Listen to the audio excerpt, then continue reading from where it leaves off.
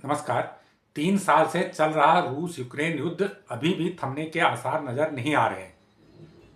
कुछ दिन पहले तक ये लग रहा था कि अमेरिकी राष्ट्रपति डोनाल्ड ट्रंप इस युद्ध को रुकवा देंगे, लेकिन जब जेलेंस्की और ट्रंप की कल मुलाकात हुई और उस मुलाकात का जो नज़ारा लोगों ने देखा, जिसका वीडियो वायरल हुआ है, जिसमें ट्रंप और जेलेंस्की के बीच में झड़प हो रही है, एक तरह से तीखी बहस हो रही है, और उसके बाद जेलेंस्की को व्हाइट हाउस से बाहर कर दिया गया, बाहर का रास्ता दिखा दिया गया। उससे ये लग रहा है कि ट्रंप के प्रयासों पर पानी फिर गया है और अब रूस और यूक्रेन युद्ध के थमने के आसार नजर नहीं आ रहे हैं। देखिए, डोनाल्ड ट्रंप ने ये कहा था, चुनाव के दौरान भी कहा था कि वो सत्ता में आने पर रूस और यूक्रेन के युद्ध को रुकवा देंगे, और ये सच भी है कि राष्ट्रपति बनने के बाद उन्होंने इस तरफ ध्यान दिया था और अपनी तरफ से पूरी कोशिश की थी कि इस युद्ध को रुकवा दें।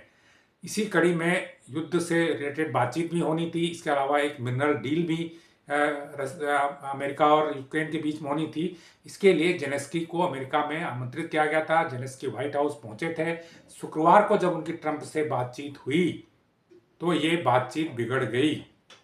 इस बातचीत के दौरान उपराष्ट्रपति जेडी वेंस और जेलेंस्की के बीच में पहले बहस हुई। उसके बाद वो बहस ट्रंप और जेलेंस्की के बीच शुरू हो गई। इसके बाद जेलेंस्की को वहां से जाने को कह दिया गया। इस बहस का अंदाजा इसी से लगाया जा सकता है कि जेलेंस्की को डांटते हुए ट्रंप को यहाँ तक कहना पड़ा कि stupid president, you are gambling world war 3, यानी मूर्ख राष्ट्रपति, आप तीसरे विश्व युद्ध का जुआ खेल रहे हो। सीधे तौर पर ट्रंप ने जेलेंस्की को कहा कि आप मूर्ख हैं और आप जो काम कर रहे हैं वो दुनिया को आप तीसरे विश्व युद्ध की ओर ले जा रहे हैं। आप शांति नहीं चाहते हैं। ट्रंप को ये तक कहना पड़ा। ट्रंप ने ये तक कहा कि आपने अमेरिका का अनादर किया है। इसके बाद व्हाइट हाउस के सिक्योरिटी एडवाइजर की तरफ से ट्रंप जेलेंस्की को वहां से बाहर निकल जाने को कह दिया गया और जेलेंस्की वहां से चले गए। न तो मिनरल को लेकर जो समझौता होने वाला था वो हो पाया, न शांति स्थापना के प्रयासों पर आगे बातचीत हो पाई। इसके बाद एक्सपर्ट ये नतीजा निकाल रहे हैं कि ये बातचीत एक बार लंबे समय के लिए फिर से अधर में लटक गई है। आखिर इसमें सवाल ये उठता है कि यूक्रेन के राष्ट्रपति जेलेंस्की आखिर क्यों नहीं चाहते हैं कि शांति वार्ता हो, क्योंकि पिछले 3 साल से रसिया और यूक्रेन का युद्ध चल रहा है। यूक्रेन ये भी जानता है कि वो रसिया से युद्ध नहीं जीत सकता है।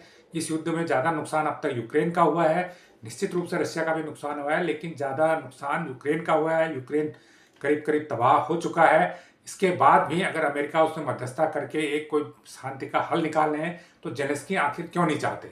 देखिए, इसमें जो एक्सपर्ट का ओपिनियन है उसमें 2-3 बातें हैं जिसकी वजह से जेलेंस्की एकदम से इस शांति वार्ता को कबूल नहीं कर पा रहे हैं, इसको स्वीकार नहीं कर पा रहे हैं। उनका ये मानना है कि इस बात की क्या गारंटी है कि अभी युद्ध बंद हो जाएगा, बाद में रसिया अटैक नहीं करेगा। पहला उनका सवाल यह है कि क्या वो चाहते हैं कि इसकी गारंटी या तो अमेरिका ले या नेटो की सेनाएं ले, क्योंकि जिस प्रकार पुतिन ने पिछले दिनों बयान दिए हैं, पुतिन की मिलिट्री फोर्स ने बयान दिए हैं, वो ये इंडिकेट करते हैं कि पुतिन रसिया के साम्राज्य को बढ़ाना चाहते हैं। तो ऐसे में यूक्रेन आगे भी उनके निशाने पर हो सकता है, बाद में भी ये मुश्किल यूक्रेन के लिए हो सकती है। इसलिए यूक्रेन सुरक्षा की गारंटी चाहता है। ये पहला सवाल हुआ। दूसरा जो यूक्रेन की चिंता है वो ये है कि रसिया यूक्रेन के कम से कम 20% हिस्से पर कब्जा कर चुका है। कई प्रांतों पर कब्जा कर चुका है। 4 प्रांतों के ज़्यादातर हिस्से इस समय रसिया के कब्जे में हैं। यूक्रेन ने भी रसिया के कुछ हिस्से पर कब्जा किया है। ऐसे में यूक्रेन की चिंता है कि क्या उसकी ज़मीन उसको वापस मिलेगी। यूक्रेन चाहता है कि वो रसिया की ज़मीन लौटा दे, रसिया जो उनका एरिया है वो उसको लौटा दे, लेकिन इस बारे में जो शांति समझौता ट्रंप पुतिन से मिलकर तैयार कर रहे हैं, जिसमें यूक्रेन को साथ नहीं रखा गया है, इसको लेके कोई स्पष्ट बात नहीं कही गई है। जबकि जेलेंस्की चाहते हैं कि जो ज़मीन पर रसिया ने कब्जा किया है वो यूक्रेन को वापस मिले और वे भी रसिया की जो ज़मीन उनके कब्जे में है उसको लौटा दें। लेकिन शांति प्रस्ताव में इस पर कोई चर्चा नहीं है, कोई स्थिति स्पष्ट नहीं है। तीसरी बात ये भी है कि जेलेंस्की ये भी चाहते हैं कि आगे के लिए गारंटी हो कि रसिया हमला न करे। अगर हमला करता है तो उसका मुकाबला नेटो की सेना करे, यूरोप की सेना करे। इसके लिए वो चाहते हैं कि कम से कम 1 लाख सेना यूरोप और अमेरिका की वहाँ पर तैनात हो, यूक्रेन में तैनात हो। लेकिन ट्रंप ने इससे इनकार कर दिया। ट्रंप कहते हैं कि अगर आपको शांति सेना चाहिए तो वो यूक्रेन से 600 मील की दूरी पर तैनात होगी, न कि यूक्रेन के भीतर।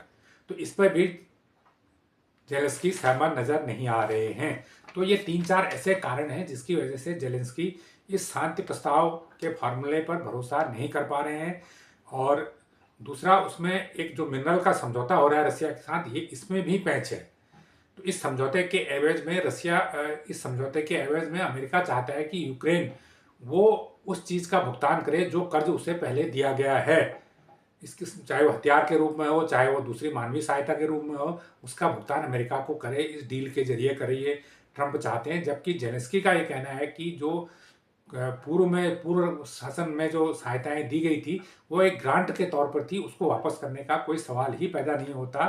तो ये भी एक डील में एक विरोधाभास बना हुआ है, जिसकी वजह से ये डील भी जेलेंस्की नहीं चाहते थे कि ये डील कोई अंतिम रूप ले, या फिर वो चाहते थे कि इस डील में जो पुरानी पेमेंट का है हिस्सा है वो कहीं भी उसका जिक्र नहीं हो। हालांकि लास्ट मोमेंट में ड्राफ्ट को बदला गया था, उसमें जो $500 बिलियन यूक्रेन अमेरिका को देने की बात कही गई थी वो हटा दिया गया था। अमेरिका उस पर राजी हो गया था। लेकिन इसके बाद भी जो बहस दोनों राष्ट्रपतियों के बीच हुई, उसके बाद ये डील अधर में पड़ गई है।